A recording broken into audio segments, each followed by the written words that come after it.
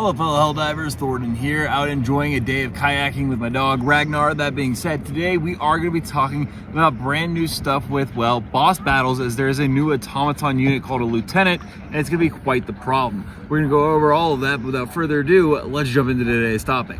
So the other day we went over a thread I had found with a bunch of information coming into the game. If you don't remember it, it was basically this thread right here that we're going to be revisiting, which is about a bunch of new information coming to the game. Now, what I found, I totally didn't have time to put into that last video, and it's going to be about the big boss that actually comes to Helldivers 2, or at least that was found in the finals. And MouseTTV let us know this is called the Automaton Lieutenant. He claimed that it is the first boss, currently the only unit with a boss tag. Weapons include chainsaws, rocket launchers, cannons, machine guns, and flamethrowers. All things that the automatons have used, so you might be wondering, well, this doesn't seem that crazy. Well, when Mouse was responding to a comment saying just a lieutenant, he said, just a boss with a flamethrower, machine gun, autocannon, and 2 rocket launchers, and he also has a chainsaw as well, meaning that he will be carrying all his equipment around at once, which is going to be one of the more fearful automaton units we ever get. In fact, I think it's probably going to come around the time when we go to Cybersand. They've been slowly ramping up the story there,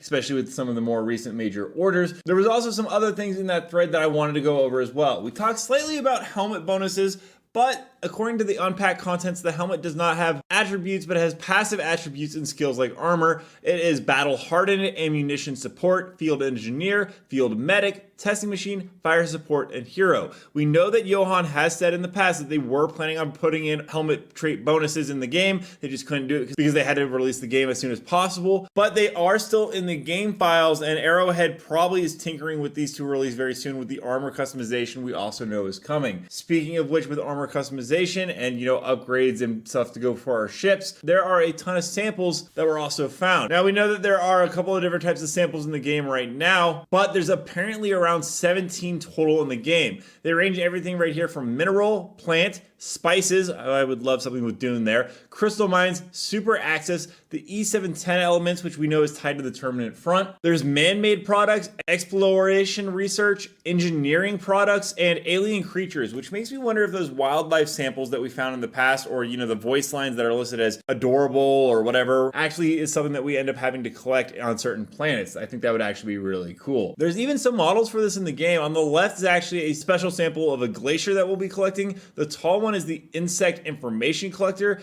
and there are some other ones listed here as well. Now, of course, with all that stuff coming in and that boss battle, which gets me pretty intrigued, there was also something about a new planet effect. Now, we went over a couple of these, like the extreme cold where weapons dissipate heat twice as fast, but there is one right below that that says enemy orbital bombardment, and this is absolutely terrifying because if we have 380s, it looks like the enemies are going to get 380s, and this ties all into some stuff that Ironsights found about new capital ships the bots are going to get, which again I think is going to be tying into the invasion of Cybersand. But let's go ahead and talk and break down that a little bit. There was some stuff posted on the Helldivers League Discord, like I just mentioned, that shows these new ships, and they are absolutely massive. They are basically going to function, from what I understand, very much like the Illuminate overships. In fact, Ironsights clarified that this is a destroyer ship used in the alternate orbital cannon objective. In this objective, you are instructed to change the cannon to manual fire and shoot these ships out of the sky rather than destroying the cannon. And well, we actually have a bunch of information about how this is going to function. The first one is actually going to be an orbital cannon one,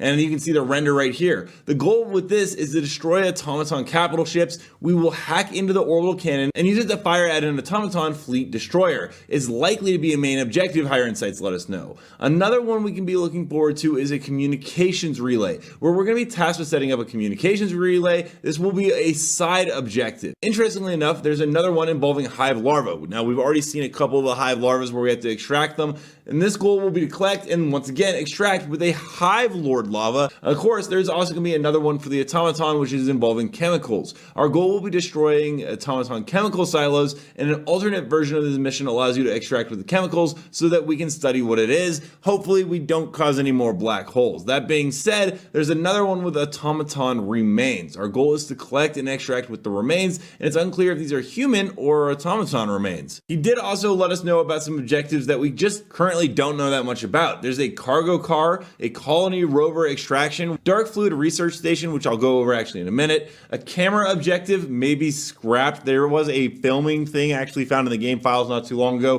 very Starship Troopers-esque. Along with that, there's something called TCS 2.0. I actually have no information on that. I think Iron Sights will probably update us very soon. But along with that, there were two really big ones that I wanted to talk about today in addition to the ones he showed. One is going to be the Intel objective, which has a ton of stuff in the game right now for it, and I'll go over that in just a second. And there are going to be some new mission type objectives specifically with them, and we're going to dive into that as well. And this all comes to Iron Sights and Asunder, who let us know that there's going to be a special Intel objective on the map. There's going to be the objective to collect Intel at Crash Super Earth drone sites, which will come back into play in a minute. There will be sites marked with a red flare that is visible from across the map, and our goal is to carry this Intel with you to extraction. Upon successful extraction of Intel, you will unlock special opportunity missions, so a mission within a mission basically, and opportunity missions will likely have unique objectives and may take place behind enemy lines. Now, thankfully, Asunder actually went ahead and showed us some coding actually in the game files. It lets us know that Intel packages are worth 500 requisition if they're extracted from a mission. The location of the Intel is indicated on our mini-map. There will also be compromised Intel packages that will notify the enemy of our whereabouts and cause an encounter. There will be retrieving Intel triggers an enemy response, and we will be able to get special rewards, and this will all be tied to an Intel PDA, which is currently unused and in our hips on the game right now. You can actually run around and see it sometimes.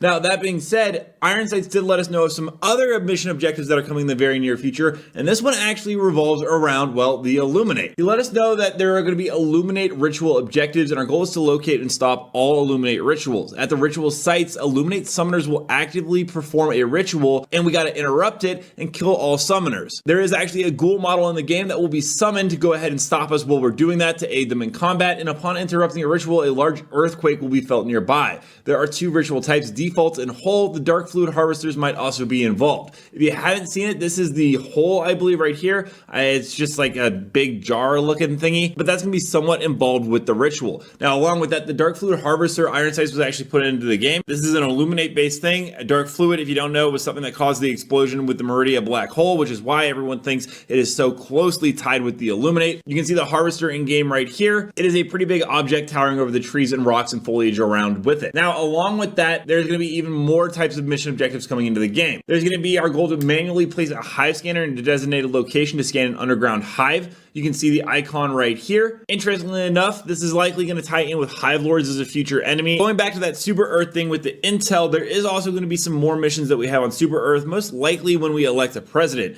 Iron Sights showed us this briefcase objective icon, and it is likely, he said, tied to the president's football objective. Let me know down below, guys, what are your thoughts on boss battles coming into the game? And also, don't forget to check out my new outdoor channel right here, where I nearly fell 1,000 feet on one of the most dangerous hikes in Colorado. It actually had some people recently pass away on it. And until next time, everyone, thanks for stopping by. Keep spreading managed democracy.